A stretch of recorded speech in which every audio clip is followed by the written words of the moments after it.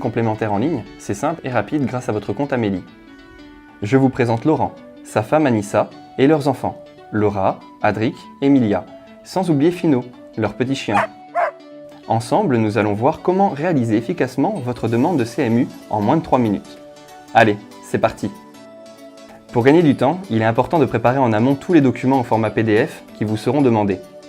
Un avis d'imposition, si vous êtes propriétaire ou si un des membres de votre foyer l'est, un avis de taxe foncière et de taxe d'habitation.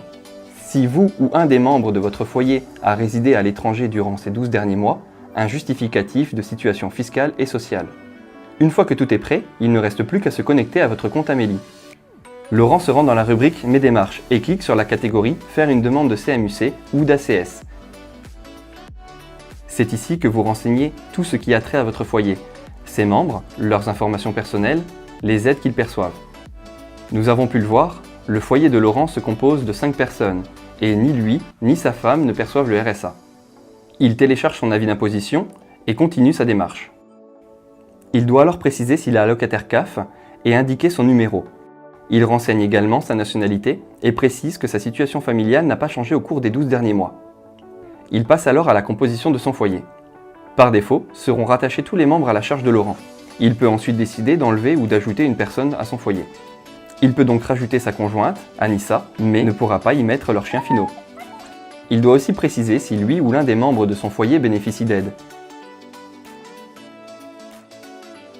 Laurent doit ensuite renseigner ses ressources et celles de toutes les personnes majeures du foyer. Les ressources à prendre en compte sont celles relatives aux 12 mois précédant la date de la demande. Par exemple, si vous faites votre demande entre le 1er et le 30 avril 2019, les revenus à prendre en compte seront ceux relatifs à la période allant du 1er avril 2018 au 31 mars 2019. Laurent ayant précisé qu'il est propriétaire d'un logement, il doit fournir un avis de taxe foncière et de taxe d'habitation. Et comme Anissa est déclarée en tant que membre du foyer, Laurent devra fournir son avis d'imposition. Elle a vécu en France ces 12 derniers mois, il n'y a donc pas de justificatif supplémentaire à fournir.